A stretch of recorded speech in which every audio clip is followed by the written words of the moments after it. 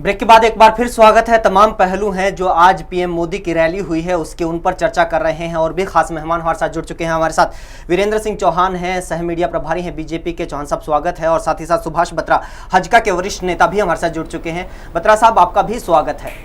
लेकिन चौहान साहब सवाल आपसे ये कि बार बार जो आरोप लगाए जा रहे हैं कांग्रेस की ओर से, सीएम हुड्डा की ओर से, कि जो काम उस सरकार ने शुरू कर दिए थे, जिन कामों की प्रक्रिया शुरू हो गई थी, उनका क्रेडिट लेने की कोशिश की जा रही है और इस तरीके के बड़े आयोजन किए जा रहे हैं उन कामों के लिए जिनका काम तो पहले से शुरू हो चुका था। देखिए, ये जो उनका आरोप है ये उनकी झल्लाहट और जो उनकी बुरी स्थिति इस समय प्रदेश में हो रखी है उससे, उसकी फ्रस्ट्रेशन से अधिक कुछ नहीं है। मान लीजिए उस सारे प्रोजेक्ट की प्रक्रिया कहीं से शुरू कांग्रेस के कार्यकाल में हो भी गई थी, तो श्री गणेश अगर आज हो रहा है तो क्या ये उस प्रोजेक्ट के जीवन का एक अहम पहलू नहीं है? तो इससे उनको परेशान क्यों नहीं होना चाहिए? और उनके कार्यकाल में तो नेशनल हाईवे पर बहुत बड़ा काम शुरू हुआ था और उसका जो डिस्क्रेडिट है, जो नहीं हुआ, जो अधूरा उन्होंने छोड़ दिया अपने पूरे कार्यकाल में, दर्जनों फ्लाईओवर NH1 पर अधूरे पड़े हैं, उसके डिस्क्रेडिट को लेने के लिए मुख्यमंत्री महोदय कभी आगे आए क्या? तो अनावश्यक रूप से मीन मेख निकालना। भारत के प्रधानमंत्री श्री नरेंद्र मोदी आज इस अहम प्रोजेक्ट का शिलान्यास करने के लिए आए थे। शिलान्यास करने का सिलसिला हमने शुरू किया हो या नरेंद्र मोदी जी ने शुरू किया हो, ये परंपरा नहीं हुई हो तो आप हमको दोष दीजिए। आप रोज ऐसी अनेक परियोजनाओं की घोषणा आए थे 8 मांगे, बड़ी महत्वपूर्ण मांगे थी और वही थी जिनके ऊपर काम शुरू हो चुका था, जो प्रक्रिया में थे। उनके बारे में भी कोई आश्वासन दे जाते, कोई ठोस वादा कर जाते कि हाँ जी आपने अगर मांगे रखी हैं तो इनके ऊपर भी ध्यान दिया जाएगा। देखिए, प्रधानमंत्री जी जिस काम के लिए आए थे उस काम को संपन्न करके गए हैं।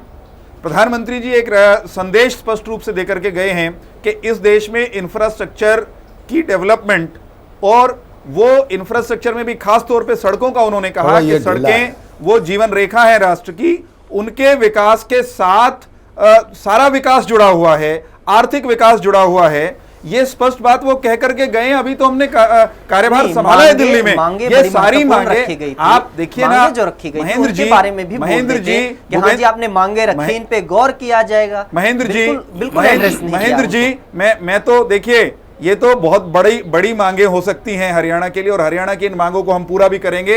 हम नरेंद्र मोदी जी को 5 साल ये कार्यकाल उनका है सामने। ये बात मोदी साहब भी कह देते। सुनिए तो सही, ये मुख्यमंत्री जी कह रहे हैं, महेंद्र जी ये मुख्यमंत्री जी कह रहे हैं। मैं अपना एक व्यक्तिगत उदाहरण देना चाहता हूं। हम मुख्यमंत्री जी के पास गए कि असंध में एक कॉलेज चाहिए मुख्यमंत्री जी, तो मुख्यमंत्री जी ने तो तुरंत ये कह करके कागज को फेंक दिया कि इबे हाल कॉलेज कोनी, जैसे मानो कॉलेज कोई साबुन की टिकिया है जो ई बहाल कोनी कल को आ जाएगी। तो जिनका अपना इस तरह का आचरण रहा हो वो प्रधानमंत्री के बारे में ऐसी टिप्पणी करें, मुझे उस पर आपत्ति है। सुभाष बत्रा हमारे साथ बने हुए हैं। बत्रा साहब आपको थोड़ा और इंतजार करवाएंगे, रण सिंह मान की हमें प्रतिक्रिया लेनी है। मान साहब, बीजेपी का बार बार यही कहना है, ठीक है यूपीए सरकार के दौरान कोई काम शुरू हुआ था लेकिन पूरा नहीं हुआ, अगर उसे आगे बढ़ाया जाता है, उसे पूरा करवा दिया जाता है, उसको बंद कर दें तो फिर उसका क्रेडिट अगर बीजेपी ले रही तो उसमें क्या बुराई है? और क्या क्रेडिट लिया हमने? हम उस काम को आगे बढ़ा रहे हैं केवल। नहीं, इस पे किसको एतराज है? नहीं, इस पे किसको एतराज है? किसने एतराज किया? मैं ये कह रहा हूं कि आज बड़े प्रोजेक्ट का वो शिलान्यास करने आए थे, हम कल भी कह रहे थे, आज भी कह रहे हैं हम, और उसका स्वागत करने के लिए मुख्यमंत्री जी गए थे। लेकिन यदि मुख्यमंत्री जी वहां पे हैं और आपके प्रधानमंत्री का स्वागत करने वहां पे गए, देश के प्रधानमंत्री बड़े प्रोजेक्ट हैं और खास करके नेशनल हाईवे अथॉरिटीज के नीचे जो भी प्रोजेक्ट है उसको भारत सरकार के अधीन आती है, उस पर कहां दिक्कत? और उससे रिलेटेड हमने बात की हमारे मुख्यमंत्री जी ने। लेकिन जो मैं कहना चाहता हूं, जो मुख्य बात है वो इनको दाएं बाएं होने की क्या जरूरत है? मैं ये कह रहा हूं कि आप अपने कार्यक्रम में अपने मेहमान को बुला करके और उसके खिलाफ आपके लोग ही अभद्र आचरण करते हैं, तो ये कौन सी बहादुरी है? आप यदि बहादुर हो तो वहां सीमा पे रोज पाकिस्तान हरकत कर रहा है, उसको ठीक करो ना। आपकी वहां कहां चली गई? आपने एक कार्यक्रम में आप इतनी गलत रवायत डाल रहे हो, पूरा देश क्या सोचेगा? जो गैर भाजपा शासित प्रदेश है उनके मुख्यमंत्री क्या सोचेंगे? कभी इस पे गौर किया इन्होंने? मान साहब, जरा ये इस बात पर भी विचार करिए कि वो आपने कहा आपके मुख्यमंत्री, मैं तो कहता हूं हमारे मुख्यमंत्री, हरियाणा के मुख्यमंत्री चाहते हैं। मैं वहीं आ रहा हूं, हुटिंग पर आ रहा हूं। आप इस बात को समझने का समझने के लिए शायद अब भी तैयार नहीं हैं कि मुख्यमंत्री महोदय और उनके कामकाज की शैली को लेकर के लोगों में कितना आक्रोश है। क्या आपने अगर पूरा कार्यक्रम देखा हो, क्या किसी ने लोगों को उकसाया? क्या किसी ने लोगों को कहा कि आप हुटिंग करें? किसी ने शांत करवाया? किसी ने शरारत कराई? क्या किसी का संकेत था क्या? सहज भाव से नहीं महेंद्र जी वहां पर देखिए भीड़ को और लाखों की संख्या में जब लोग खड़े हों उनको शांत नहीं करवाया जा सकता। सुनिए आप व्यवस्थित नहीं किया जा सकता। उससे उस कार्यक्रम की गरिमा और खराब होती। कार्यक्रम में से जो संकेत कांग्रेस को लेना चाहिए, अगर वो तैयार है इसके लिए, तो वो ये है कि मुख्यमंत्री और कांग्रेस के खिलाफ एक जबरदस्त माहौल पूरे हरियाणा में बना है। आप ये संदेश नहीं लेना चाहते तो आपकी बत्रा साहब से भी हमें बात करनी है, लेकिन एक सवाल आपसे चौहान साहब ये भी, आज नरेंद्र मोदी ने ये कहा कि हम फला फला फला फला काम करवाएंगे, उससे हरियाणा भी देश के अग्रणी राज्यों में शामिल हो जाएगा। तो बीजेपी ये मानकर चल रही है कि हरियाणा देश के अग्रणी राज्यों में नहीं है। निसंदेह हरियाणा, देखिए कांग्रेस का चुनाव प्रचार जो चल रहा है सरकारी खर्चे पे, उसमें तो नंबर 1 हरियाणा वो दिखाते हैं, और किस किस तरह के उसमें फैक्चुअल मिस्टेक्स हैं, मिसरिप्रेजेंटेशन ऑफ फैक्ट्स है, बहुत सारी ऐसी चीजें। नंबर 1 किन चीजों में नंबर 1 है? नंबर 1 अगर हरियाणा है तो वो रेप में हो रखा है। नंबर 1 हरियाणा भेदभाव में है। नंबर 1 हरियाणा नौकरियों में क्षेत्रवाद फैलाने में है, उसका कहीं जिक्र नहीं होता। परंतु फिर भी मैं ये कहना चाहता हूं, ये इस तथ्य को कहीं कोई इनकार नहीं कर सकता कि हरियाणा में तरक्की की बहुत गुंजाइश है। हरियाणा में जो विकास का पहिया कई मायनों में डावाडोल हो रखा है, अटक लटक कर चल रहा है। भारतीय जनता पार्टी उस असंतुलन को दूर करेगी। नंबर 1 हरियाणा। मान साहब आपकी छोटी सी प्रतिक्रिया जरूर चाहेंगे इस पर। ये वहां पर चोट की है नरेंद्र मोदी ने, जहां पर सरकार दावा करती है कि हर चीज में आगे है हरियाणा की क्या देखेंगे? ऐसा है कि यदि ऐसा होता तो आज नरेंद्र मोदी जी बिल्कुल बहुत सारी बातें गुजरात के बारे में दूसरे प्रदेशों में जाते थे, कहते थे ना। आज के रैली में क्यों नहीं कहा कि हम इन चीजों में हरियाणा से गुजरात आगे? आज रखा होता, पता लग जाता। हरियाणा जितने पैरामीटर्स हैं आज के जमाने में, कि कौन से पैरामीटर हैं जो किसी प्रदेश को उसकी पोजीशन कहाँ है विकास की दृष्टि से, उसमें हरियाणा गुजरात से कहीं आगे है।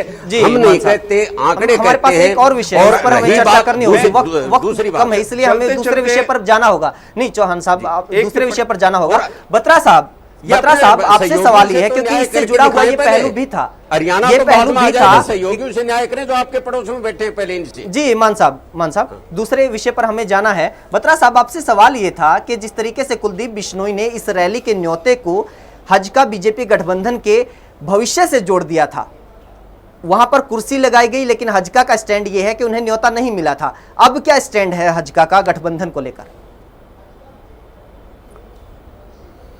देखिए, आपका सवाल तो बड़ा अच्छा है, इसका जवाब तो मैं देता हूं आपको। जी सर। लेकिन पहले ये दोनों मित्र मेरे बैठे हैं, वरिंदर चौहान जी भी और रण सिंह मान, मैं ये कहना चाहता हूं कि आज एक देश के प्रधानमंत्री कैथल में आए तो उसके ऊपर किसी किस्म की कोई राजनीति नहीं होनी चाहिए। ये हमारे प्रदेश के लिए एक गौरव की बात थी कि वो हमारे प्रदेश में आए और उन्होंने कई घोषणाएं ऐसी की, और मैं समझता हूं कि इसके लिए हमें तो कम्प्लीमेंट्स देने चाहिए थे।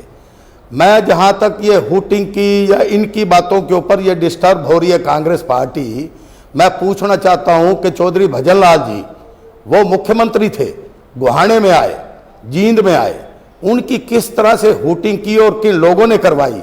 क्या ये बात भूल गई ये लोग?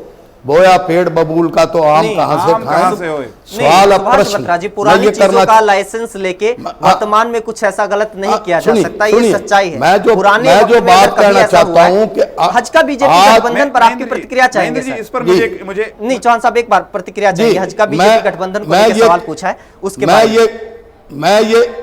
मैं ये कहना चाहता हूं, सुनिए, कि उनकी कुर्सी लगाई गई, ये हमारे गौरव की बात है और ये अलायंस रहे, ये पूरे प्रदेश की जनता चाहती है और हम भी चाहते हैं कि ये अलायंस रहना चाहिए। और मिला था कि नहीं सर? इन्फॉर्मेशन जब मिली होगी जी, लेकिन वो टाइम ऐसा नहीं था कि वो पहुंच पाए, और मैं समझता हूं कि उनको टाइमली इंफॉर्मेशन नहीं मिली। अगर उनको इतला मिली होती तो वो अवश्य आते और उस चेयर पे बैठते। अब रही अलायंस की बात, जी। हम चाहते हैं, हरियाणा प्रदेश के लोग चाहते हैं ये अलायंस रहे, ये अलायंस का रहना प्रदेश के लोगों के हित में है और दोनों तरफ से किसी भी तरफ से कोई बयानबाजी नहीं होनी चाहिए। और अमित शाह जी के साथ, अमित शाह एक देश के, एक राष्ट्रीय पार्टी के, भारतीय जनता पार्टी के अध्यक्ष हैं, बड़े सीजन्ड आदमी हैं, उनके साथ 1.5 घंटे तक इनकी मुलाकात हुई, बातचीत बड़े सार्थक माहौल में हुई जी। और इसका नतीजा बहुत जल्द एक आध दिन में आपके सामने आने वाला है। उम्मीद और रिजल्ट बड़ा अच्छा आएगा और अलायंस के हम हक में है, प्रदेश की जनता इसके प्रतिक्रिया ले लेते हैं। 10 सेकंड का वक्त है सर, किस तरीके से देखते हैं, क्या अब गठबंधन बचे रहने की कोई उम्मीद जगी है इस मुलाकात के बाद? देखिए, स्वाभाविक सी बात है, दोनों दलों के शिखर नेतृत्व के बीच में एक कहीं ना कहीं संवादहीनता की स्थिति कम से कम सार्वजनिक मंचों पर वो नजर आ रही थी।